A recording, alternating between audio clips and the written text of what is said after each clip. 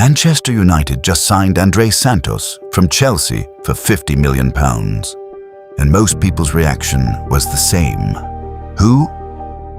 That reaction tells you everything about why this signing might be the smartest piece of business in the Premier League this summer.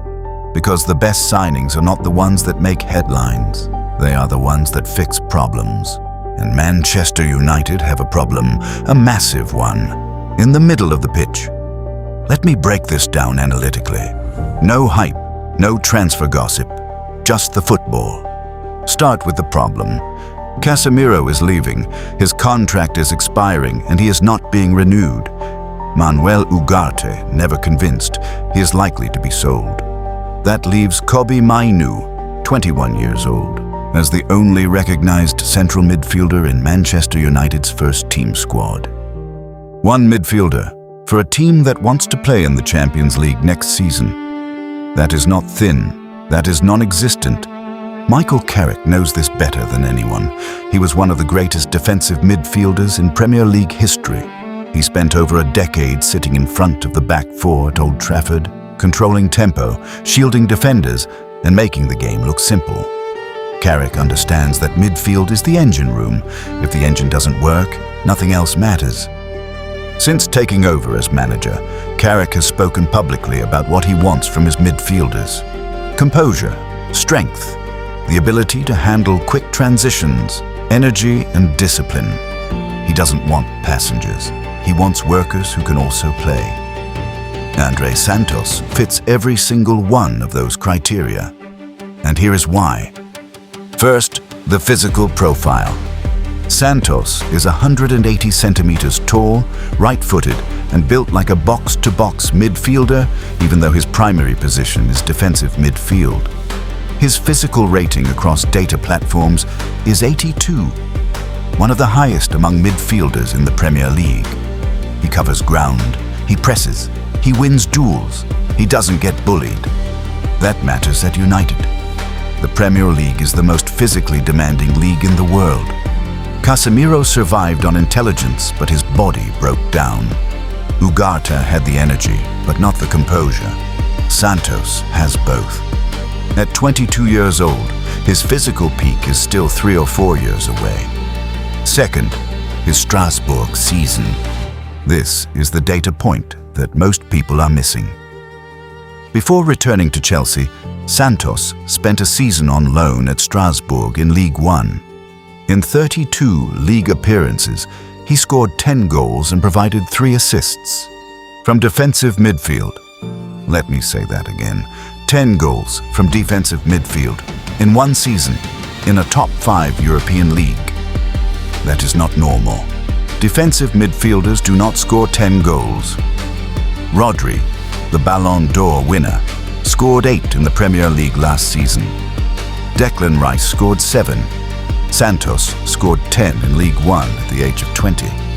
He did it by arriving late into the box, by timing his runs from deep, by reading the game 2 passes ahead and positioning himself where the ball was going to be, not where it was.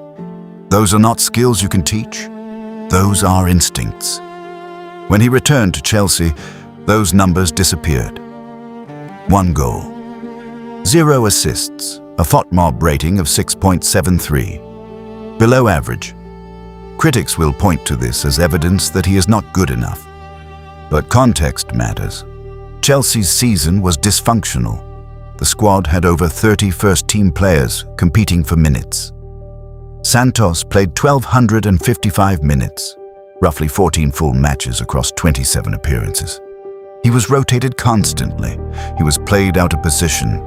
He never had a consistent run of games where he could build rhythm and confidence. At Strasbourg, he played every week. He was the focal point of the midfield. He was given a role and trusted to execute it. And he delivered 11 goals and 3 assists in 43 total league appearances across 2 loan spells. His talent was never the question. The environment was. Third, the leadership. This is the detail that separates Santos from the other midfield options United were looking at. He has captained Brazil at under 20 and under 23 level. He led Brazil's under-20s to the South American Under-20 Championship, where he was the joint top scorer with 6 goals. From midfield, he captained his country before he turned 20. That tells you about his mentality, his communication, and his ability to organize players around him. Those are qualities you cannot buy. They are either in a player or they are not. Carrick, a man who captained Manchester United himself, will have seen this immediately. A young midfielder who leads by example, who takes responsibility, who doesn't hide when the pressure is on. Fourth, the price. £50 million sounds like a lot. It is not. Not in this market. Manchester City signed Elliot Anderson from Nottingham Forest for £116 million. Tottenham signed Sandro Tonali for £100 million. Tottenham signed Mateus Fernandes from West Ham for £85 million. Santos cost less than half what Anderson cost, and he is younger, more physical, more defensively sound, and has international captaincy experience that none of those players have. Chelsea included a 10% sell-on clause, which means they still believe his value will rise significantly. If Santos develops the way the data suggests he can, $50 million will look like theft in 2 years. Fifth, the tactical fit. This is where it gets interesting for anyone who watches football closely. Carrick's system at United has been built on quick transitions and defensive solidity. He wants his team to be compact without the ball, win it back quickly, and break its speed. That requires a midfielder who can defend, win the ball, and release it quickly to the attackers. Santos does all three. His defensive positioning is intelligent. He reads passing lanes and intercepts rather than chasing. And his late runs into the box, the skill that produced 10 goals at Strasbourg, give United a goal threat from a position that has produced almost nothing since Carrick himself retired. Now pair him with Kobbie Mainoo. Mainoo is a creator. He drives forward, picks passes, and connects the midfield to the attack. But Mainoo needs someone behind him who can cover the spaces he leaves. Someone who can sit, shield, and recycle possession when the attack breaks down. Santos is that player. He is the Carrick to Mainoo's Scholes, the anchor that frees the artist. And if United also sign Ederson from Atalanta, which reports suggest is close, they suddenly have 3 midfielders who can rotate across a double pivot. Mainoo for creativity, Santos for defensive control and goal threat, Ederson for pressing intensity and ball winning. That is a midfield 3 that can compete in the Champions League. Sixth, the trajectory. Santos is 22. He has played in the Brazilian Second Division, the Brazilian First Division, the English Championship, League One, and the Premier League. He has represented Brazil at every age group from under 15 to the senior team. He has won the FIFA Club World Cup with Chelsea. He has captained his country. The breadth of experience for a 22-year-old is extraordinary. Most players his age have played in 1 or 2 leagues. Santos has played in 4 countries. He has adapted to different styles, different intensities, and different cultures. Santos has been tested in environments that would break most young players. He hasn't broken. His development curve suggests that his best football is still 2 or 3 years away. If Carrick can give him what Strasbourg gave him, a consistent role, a clear position, and the trust of his manager, the numbers will come back. 10-goal seasons from defensive midfield do not happen by accident. That ability lives inside him. It just needs the right environment to come out. So, is this a good signing? Let me put it simply. Manchester United's midfield was the weakest in the top 6. They had 1 recognized midfielder. They needed at least 2.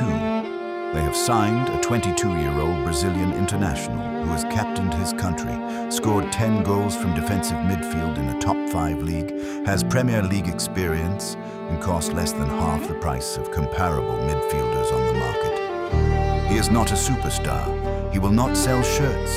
He will not trend on social media. But he will sit in front of the back 4, win the ball, protect the defense, and occasionally arrive in the box and score goals that defensive midfielders are not supposed to score. That is exactly what Michael Carrick did for Manchester United for 12 years, and now he has signed a player in his own image. 50 million for a 22-year-old Brazilian international who solves your biggest problem.